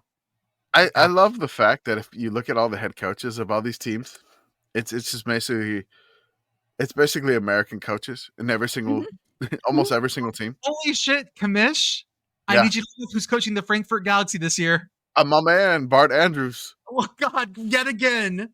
Bart Andrews is back. I gotta go back. I gotta do that Substack again because I stopped the Substack Fucking when he was the head coach of the Philadelphia Stars in the USFL. Now he's in Frankfurt. That adds way more mileage here. We have a new team in the ELF this year also. The Nordic Storm is an American football team based in Copenhagen, Denmark, and Malmo, Sweden. Mm-hmm. Nordic Storm. Two my- home cities. Yeah. Oh, It's perfect. That Which feels. that's very Nordic. Oh, I don't know. That's a Nordic Storm. I start thinking about dudes with tattoos, and it bothers me. Their colors are light blue, dark blue, and white. If that helps, Okay, that's better. That's better. it's fine. I'm gonna say this. I think my team, if I would want to coach one of those teams, Mhm. like give me the one in like Austria. You want the Vienna um, Vikings? Yeah, the Vienna Vikings. Yeah, let's do it. I did a project in 4th grade on Austria. I got an A. I learned way too much about Austria, and I just want to go live there now. Reasonable. Let's do it. I would have to say my favorite team name is still the Fehérvár Enthroners I Mhm. love that. Mhm. from Fehérvár in Hungary. I'm butchering that. I'm sorry, Hungarians. We're gonna pick you up and we're gonna put you on a chair. That's our mascot, the Mhm. guy that puts you on the chair. I think then we want to close the podcast out with for a bit because, folks, we are mainly football folks, but we're trying to get into our gear of basketball. We Are you sort going of to did sing the song? Basketball. Basketball. Woo! John Woo. Tesh's best composition. John Tesh just released a club mix Ooh. of Round Ball Rock, and I did listen to it. It is fantastic. I took it all in Ibiza. Yeah, it's basically Round Ball Rock is like a minute long, but the club mix, how they make them longer. 14 minutes. It's only 2 minutes long. Does the beat drop at some point? The beat does drop a little bit, and the video has a lot of dunking, which is great. Mm-hmm. It goes really, really well here. Now, go ahead. Oh, go ahead. Before we get too far into this, let's talk about our basketball allegiances, because they might be a little different. Commish, do you have a basketball team or two that you were very into for college? So, there was a time when the Maryland Terrapins were in the ACC. I was a Maryland Terrapins fan. I enjoyed their coach, Gary Williams. Shout out to Juan Dixon. Steve Blake, Juan Wilcox, all of those. I enjoyed them. Just because of the fact that they would give Duke a lot of crap. A lot, and their students would give Duke a lot of crap. That was kind of like one of my teams there. I grew up with like Tulane in the Metro Conference, where they would make the tourney as like an 11 seed. They defeat the 6 seed, and then they would go down to the 3 seed in like the round of 32. But really, my basketball allegiances, I really don't have too strong of rooting allegiances. I do root for Dayton just because of my father reasons, because he went to Dayton, and one of the home field shirts they released there was from 1967. The Dayton team that made the championship game, they lost to UCLA and John Wooden in the championship game, but they beat UNC in the Final Four game, where one of the folks made 15 shots in a row to defeat UNC in the Final Four, and my dad said he was at that game in 1967. So I do root for the Flyers. I know that's not necessarily a good thing for the Atlantic 10, but I pull for them. I do have some weird allegiances out west. I like the San Francisco Dons in the WCC. A big fan of them. I love a lot of teams in like the one bid leagues that tend to be like that 12 seed or 14 seed, and that can pull that ridiculously upset that will break your bracket in half. I love those teams, and that's the teams I kind of root for the most. Like I want the bracket busters, and I love to try to find them. And when I find them, I normally just pay attention to them. Pitt Girl, I assume you are all in on Pitt basketball? Correct. I grew up an Auburn fan. I am broadly sympathetic also to Auburn basketball, but Auburn basketball was not good when I was a youth, and so I did not start watching basketball until I went to Pitt, and I am here for Pitt basketball and my beloved noodly sons, Jorge and Guillermo Diaz-Graham. Beth, West Virginia basketball, I assume? Yes. I mean, where Puddles was yesterday. On the court? Yes. Puddles stormed the court yesterday. Puddles did storm the court after West Virginia wearing their Jerry West jerseys. Which are sweet. Upset number 2, Iowa State. Puddles storming. I'm just imagining Puddles' honor student walking his way onto the court during the court storming. I mean, Puddles is 78. I'm assuming that's basically what happened here. I assume it was just inertia, momentum. The crowd started moving, and he was just like, okay. Attached where are we going? Okay.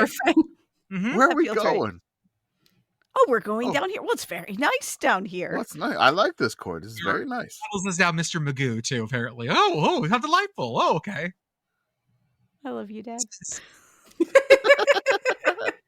I also love the Murray State Racers, but not because they bust brackets, because they have what I consider to be the best logo in college sports. Yeah, again, they are the bracket busters too. I love them. Like any of the weird, like those mid-major conferences, those are like my favorite teams. I love them. Like when Butler had their run to the Final Four, I love that. Into the championship game like 2 years in a row. I love stuff like that. Like the mid-majors, the Missouri Valley Conference. I love those teams. I may wear my St. Peter's Doggers tonight just because Yeah. it makes me smile. By the way, Pitt Girl, you are welcome for continuing to make your strength of schedule better. Yes, thank you. We can use the assistance right now, so thank you. You're welcome. I would like also to take this moment to appreciate an underdog team very near and dear to my heart, the UMBC Chesapeake Bay Retrievers. Hell yes. I do not like basketball. I've been clear about this before. I just don't find it interesting. I will watch it if it's on. That's fine. Is it because the shoes squeak? No, it's just not. I've just never liked it. I enjoyed the San Antonio Spurs as a thing that represents my area and home, but that's about the extent of it. I would never seek out my own, but college basketball, I've more by osmosis, I've learned more about it. Y'all, Dartmouth men's basketball is garbage. It's been garbage for a long time. Oh yeah, they're real bad. I went to a lot of those games, so I am emotionally tied to that train wreck. Dartmouth women's were always pretty good when I was there, which really helped it out. In fact, whenever we got the choice, I would prefer to go to women's games because they were better attended and it felt more fun. The only thing is that yelling some of the things you yell at the guys at games doesn't really work the same. We realized real fast. So here's the thing. I don't know. I don't know if you'd be willing to do this because of the IV Connect, but I was trying to think of like where you belong in basketball. And God, Jordan, you'd be such a good obnoxious Big Five fan. You'd be so good at that. Oh, like pulling like a Drexel fandom? Yeah, Jordan. No, I was going to say the Jordan. whole Jordan Big has, Five, like Penn, Nice. LaSalle, St. Joe's, Temple, and Nova. Okay. Yeah, Jordan, you need to feels follow like the a A10. Drexel fan specifically to me. Follow the Atlantic 10. I'm just going to say this. Yeah. Follow the A10, and I will give you some more reasons a little bit later in the situation here. Our normal Sickos college basketball correspondent, Grish/Andrew, he is working on his thesis. He does tweet from every now and then. Also, our friend, his Discord name is Beard King, but again, they typically run the Twitter account, and it's not like fast and furious like we do it on football, where it's just like plays on and on and on. Oh God, Just some funny stuff that they do that. So it's a little bit different. It's not just like blow up your feed. Give us a follow, Sickos CBB. We're also on Blue Sky, same thing. Instagram, we don't have a separate one, but you can follow us. And the Summit League loves us. Field of 68 loves us. We'll start posting a little bit more once the football season ends on that, so you get a little bit more flavor to this. So I have a little bit of a summary, which I compiled together myself. It's kind of a little bit of a cheat sheet, so to speak, on where we are in this college basketball season. So there's something that is going on in the Atlantic 10 Conference right now, where they are saying that they are, on social media, they are a zero bid league. What does that mean exactly? All right. So typically, it's guaranteed the person who wins the conference title gets a bid to the NCAA dance. Yes. To the tourney. That's right. Yes. They're saying they're so bad they don't even deserve that. This is the A10 fans saying this. All right. This is why I need you to watch the Atlantic 10. Right now, currently, the George Mason Patriots, who made a Final Four back in 2011, they are in the lead at 5-1. Then you have VCU, the Rams, the St. Louis Billikens, the Duquesne Dukes, 4-1 in conference. I love Duquesne so much because they're 9-9 overall, but they're 4-1 in the A10. That is very Duquesne coded. Very Duquesne. And 4-1 in our hearts. Then you have St. Bonaventure, the Bonnies, 15-4 overall, but they're 3-3 in conference. Rhode Island Rams, 3-3, 14-4 overall. Then you have the UMass Minutemen. UMass, 3-3 in conference, 8-11 overall. Then you have the Dayton Flyers, 2-3 in conference, 12-6 overall. They just won on like a walk-off alley-oop from half court in OT. Ooh. Over the Loyola Chicago Ramblers, who is, Sister Jean, No jinxes. St. Joe's 2-3, 11-7. Loyola Chicago, I just mentioned, 2-3 in conference, 11-7. You have the George Washington Revolutionaries, who used to be something different instead of like the Fog or whatever we wanted. 2-3 in conference, 13-5 overall. The LaSalle Explorers, 2-3 in conference, 10-8 overall. Davidson Wildcats, Steph Curry's alma mater, 2-3 in conference, 12-6 overall. The Richmond Spiders. Davidson has busted some brackets in their time. They have a ton. The Richmond Spiders also bracket busters. 2-4, 7-12 overall, and then Fordham is 0-5, 8-10 overall. So this is just this an is absolute bucket the conference. Yes, it is the best. And somebody's going to get a bid here, and they're going to be considered a bid stealer. And so there is this conference is ridiculous. It's a lot of fun. It's a lot of ridiculous basketball. Can I complain about something real fast? Sure, go ahead. I fucking hate having to relearn basketball conferences every year. It's okay. Because I like Duquesne, that's an NEC school. No, it's not. Oh, Rhode Island, that's a CAA school. Nah. UMass, oh god. You can blame this on the Yankee Conference disbanding. And you blame this really on the NCAA for forcing teams to do stuff like this. Like they couldn't have like certain levels. So this is the NCAA's fault. It's not the conference's fault. The A10 probably always been one of my favorite conferences to watch, but this year, especially Sickos. I'll give you that. Growing up, West Virginia was in the A10. Yeah. Like my earliest memories of West Virginia are playing in the A10, like the UMass game and stuff. So like UMass made a Final Four with John Calipari as coach. Yeah. In 96, I think. So Marcus Camby was their star. New York Nick. Pitt Girls. I'm learning so much today. Very tall. That's right. Again, I do have some knowledge about basketball. I'm not like I have to like pull it out of the depths of my brain and like put it up front and get rid of the football stuff, push it to the back, and then pull the basketball. Who could do that? The next thing, which was kind of funny here, I'm mentioning ULM. So ULM's coach was offered to retire and then coach the rest of the season. ULM's coach took the offer of retiring and then and decided to coach the rest of the season. So basically, he gets a farewell tour for ULM's basketball. Dead coach walking. Essentially. Now, the Cajuns coach, the Raging Cajuns coach, was offered the same exact thing as ULM's coach, but he chose to quit immediately. Like basically, it's like, hey, the AD was like, hey, man, it's been great. It's been great. We want to give you a farewell tour. He's like, nah, fuck that. I'm out. Which is great. I love there was two, like the north of the state was like, yeah, I'll stay around. The south of the state, no, I'm getting the hell out of here. It's ridiculous. DePaul, we mentioned on our previous one, they have come back to reality in the Big East a little bit. You remember they were like 7-0 when we talked about them like a month ago. They fell to 9-9. Oh, that's not the same. But they just beat Georgetown 73-68. So Hell they got their first Big East win, and they closed the circle. And Georgetown is a lot better now that they don't have a John Thompson. That our Patrick Ewing. Yes. Georgetown was such a dumpster fire for so long. It was. They're getting better.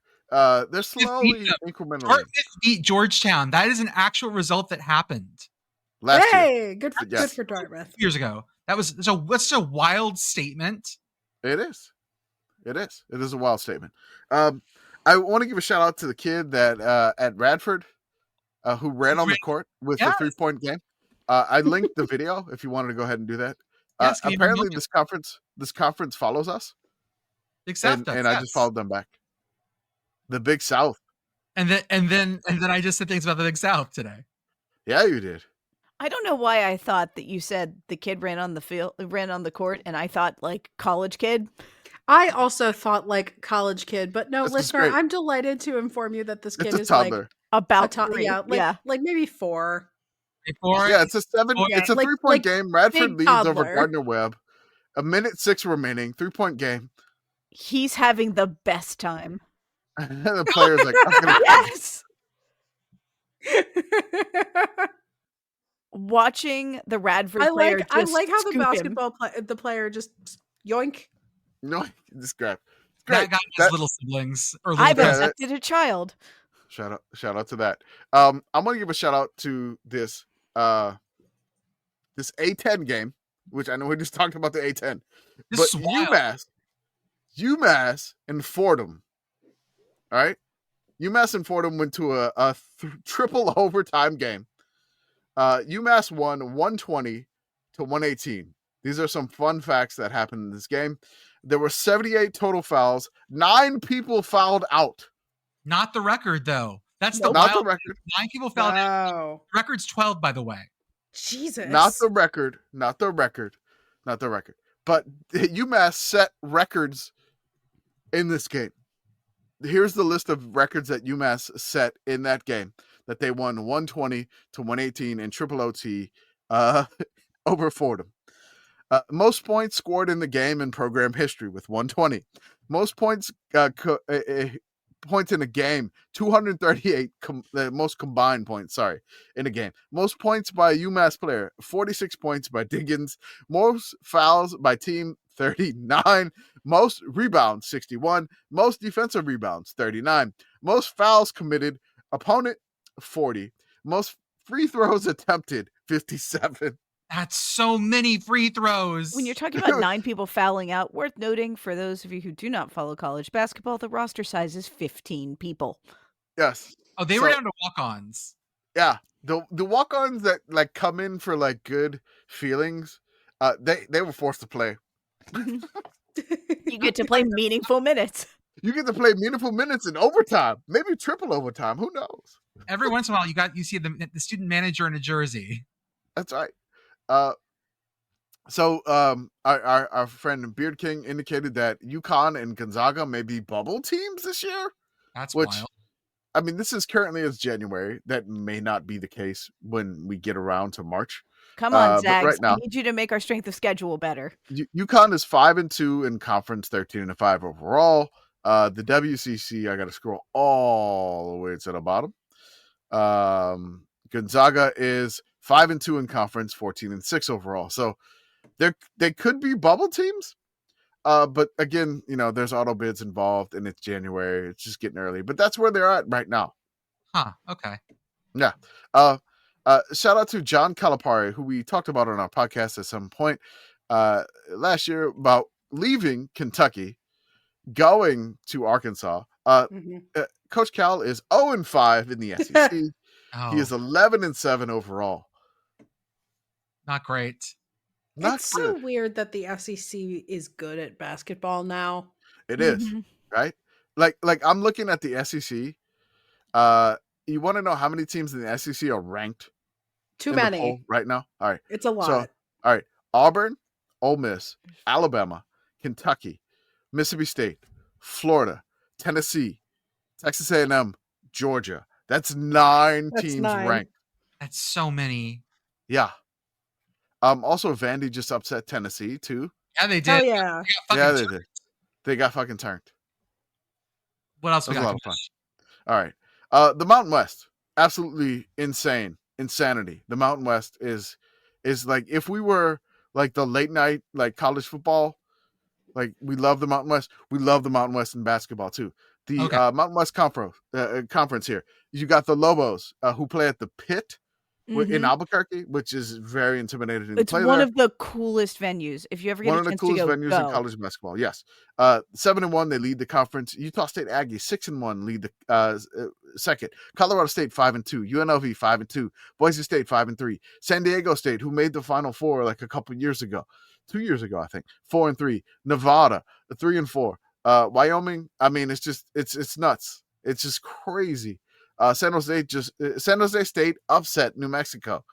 And that's the only loss the Lobos have in conference. Was the upset loss to San Jose State, who is San Jose State's 2-6.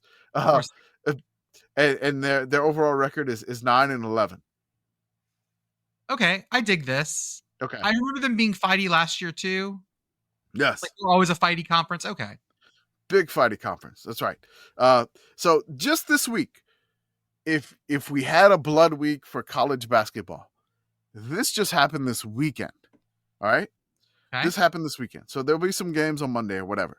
But ranked teams with losses this week. Number 2, Iowa State went Hell down to yeah. West Virginia. We mentioned that. Number 4, Alabama went down. Mentioned that. Number 5, Florida went down. Number 6, Tennessee. We just talked about Vandy beating them. Number 7, Marquette. Number 8, Kentucky. Number 9, Kansas. Number 13, Oregon. Number 14, UConn. Number 16, Gonzaga. Number 18, Memphis. Number 20, Michigan. And number 23, Georgia. All upset this week. 7 of the top 10. That's wild. Yes. I like that UConn is simultaneously ranked, but also maybe a bubble team. Mm-hmm. It's Schrodinger's UConn. Schrodinger's Husky. This is perfect. It's like they have that back-to-back champion thing going. Oh yeah, And no, so they're it's still poll up. inertia. And it's just like, okay, where are they going to fall? But again, it's still January. You got to They really lubricate had a- your UConn. It's really important. Otherwise, they get stuck in the ranks. Mhm. Mhm. That is correct. Some more stuff that I discovered while I'm doing this. I'm going to give a shout out to, or not necessarily a shout out, but it was Niagara women's basketball. They scored a basket on themselves, and Oh, the no. announcers totally missed it. So, I I didn't know you could score on yourself. Yeah. so you I can. did have a video for that. And the person who clipped the video is our friend Beard King. He did this. So I'm just gonna say this here, which is like the announcers were not paying attention to this game whatsoever at all. You can pay us to not pay attention to your game. Yeah. So if Yeah. you click into the link, oh, I'm sorry. You got it. It's in the video, so you can just play the video, which it wound up on awful announcing. Yeah. Apparently, we're Sounds creating like it content. should. Yeah, which is great. So I can narrate what's going on in the game, and you can listen to what the announcers were saying. So Yeah, give me a sec. You're slow. basically, our Sicko CBB at Sicko CBB. Like, can you spot what Niagara women's basketball did wrong? So Fairfield takes a shot for 3. Niagara gets the rebound, and they pass it to the point guard. The point guard instinctively shoots to get a layup right away Oh no. on the wrong basket. Oh Yeah. no, disaster. What a bad idea. It's wild. Immediately does the surrender Cobra. Yeah. Mhm. Like, oh my God, what did I just do? Fairfield gets the points. They were down like 20 anyway, and Niagara's not having a great season women's basketball wise. Just not necessarily a great situation there. Okay. All right. This whole next thing, y'all Yeah. had to explain to me who Doug Gottlieb was in the first place because I had no clue. I Yeah. also don't know who this is. I knew that he was a dude known for talking, and I Yes. know that he had taken the head coach job at University of Wisconsin Green Bay, and that's all I knew, and it wasn't going well. I'm gonna recommend this for you, okay? Okay. There is a Substack written by our friend Roger Sherman. He wrote about Doug Gottlieb, and this is kind of in the vein of like, oh no, Dilf Zaster, like Trent Dilfer. This is a little bit different. There's a little bit different level to this situation here. So Trent Dilfer, basically what he did is he was on TV for a while, and then he went back and he was a high school head coach. And he wasn't employed at the time, anything like that. And then UAB decides to hire him as the head coach. So that's a little bit different. Now, Doug Gottlieb does a daily Fox radio show. Mhm. It was on ESPN for a number of years. It was Like, I on wanna- ESPN for a number of years. like Number of almost a years. decade, I want to say. Yes. Okay. So he is basically a radio host.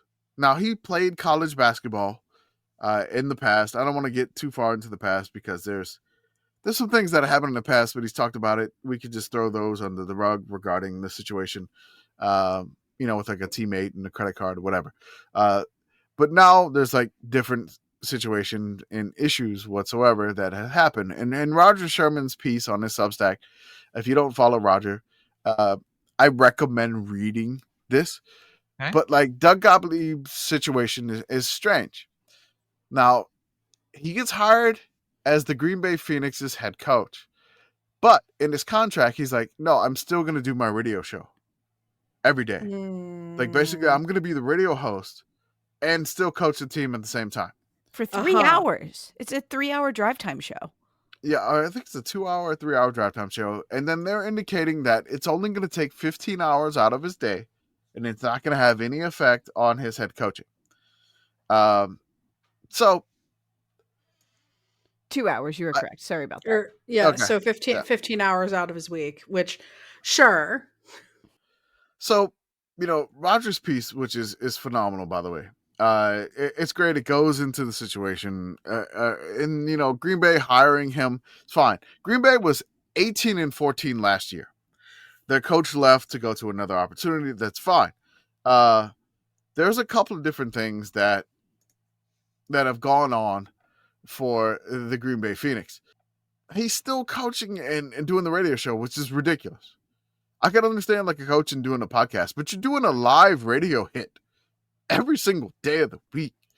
And it's just utterly incredible that they've done that here. So I really don't necessarily know like what to say exactly about this here.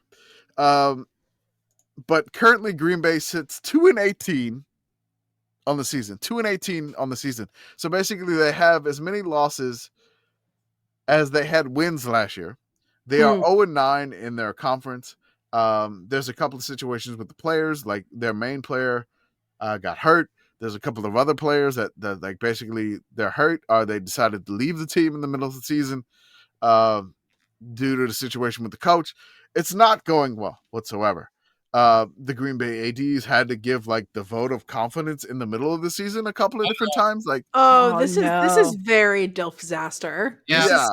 It's not good. This is what if Trent Dilfer also had a radio show? Oh no, My God. disaster.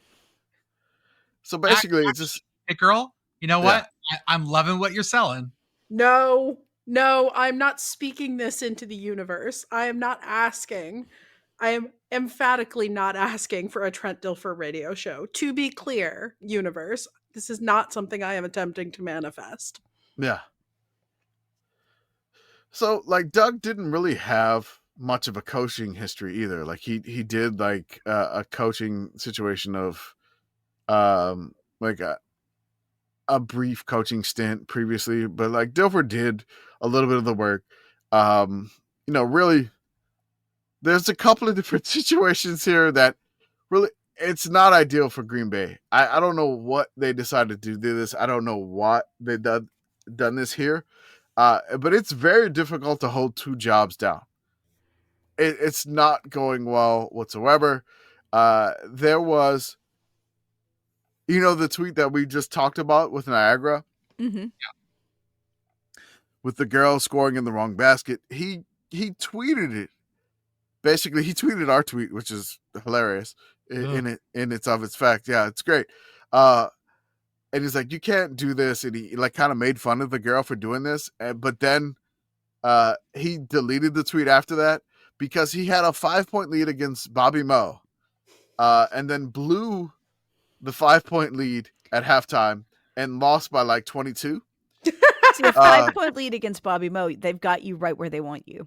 Yep. Bobby Moe, basically, they opened the second half and there was a graphic of the second half that had Bobby Moe 28, Green Bay 0. Jesus. So basically, just like you take the screen cap of that, they scored that many points, and they wound up losing it. They nearly won a game today, but they lost 73-69. But it's not getting better for Doug. Not nice. Not nice. No. Not in college basketball, they have something called the race to 69. Typically, the first team who hits 69 wins, which is kind of a metric a little bit. But, again, not going well for Green Bay whatsoever. This experiment with Doug Gottlieb, and I don't know why they did this, but I just can't recommend the piece that Roger wrote on this, and I tweeted at him. I was like, "Oh no, Dilf-Saster," and he said, "Well, technically, this would be a Doug-Saster." Yep. But so I think we should applaud Doug Gottlieb for breaking ground, and for making sure that teams are aware that really the only qualification you need to coach a team is to have a radio show or a podcast. Okay. That's all you need. We're Alright. available. I mean, look. We will coach There's- your team badly while doing other jobs. Yes. I mean, And we're we have a probably couple- cheaper than Doug Gottlieb. Yeah, significantly cheaper, I would think. You get more so, of us. So there's a couple of different jobs that are open right now Okay. for college basketball. There's a few. We already talked about ULM and Mhm. the Raging Cajuns job. They're both open. The Miami job is open. Their coach basically had the ULM thing proposed to him, Mhm. and he just decided to pull the Cajuns move. It's like, I'm Okay. done. He's Yep. out. Jim Yep. Larrañaga, probably a Hall of Fame coach, took George Mason to the Final Four, took Miami to the Final Four. Probably, One of those is way harder than the other. yeah, Miami was tough. But again, that's crazy. Virginia's open because the head coach Tony Bennett retired at the beginning of the season, and they're basically just terming the season out. So that's interesting. Sacramento State has an open position too. The South Florida one, kind of sad. Their coach passed away unexpectedly, but those are the open jobs there. So if you want to politic for one of those jobs, which one do you want? What's the list again? All right, so we have Miami, ULM, the Raging Cajuns, Virginia, South Florida, Sacramento State. There's a couple of other ones that have hot seats right now. So really hot seats. So I want to give you some real hot seats one here. We have Don't Indiana. we obviously want ULM though? What's more fun, doing doing ULM as a 4-person coach, which that's difficult in college because they have halves, not quarters, or half of us taking over the Raging Cajuns and the other half of us taking over ULM. Ooh. It's like our own little intramural. I like this. Oh, okay. The that- battle on the that's bayou is going to spicy. get spicier. Yeah. Yeah, It done. is. Sold. I'm sold on that. All right. I like the idea of us taking over the Raging Cajuns as an inside job. Yeah. Mhm. Yeah, you know what sucks is Nobody's allowed to ULM tell. No telling. If you're listening to this podcast right now, no telling. Shh. It's the thing our that- secret. The thing that sucks is the Cajuns and ULM have played each other this year twice, and the Cajuns have won both Mm. with the interim coach. We'll It's fix like- it next year. It's okay. ULM has not won a conference game yet. All right, Fix they it have in not. post. Hey, girl, remember when we were talking about if we had enough content to cover 2 hours? Mhm. Always. Yeah, I told you. Folks, that's Yeah. what we got for tonight.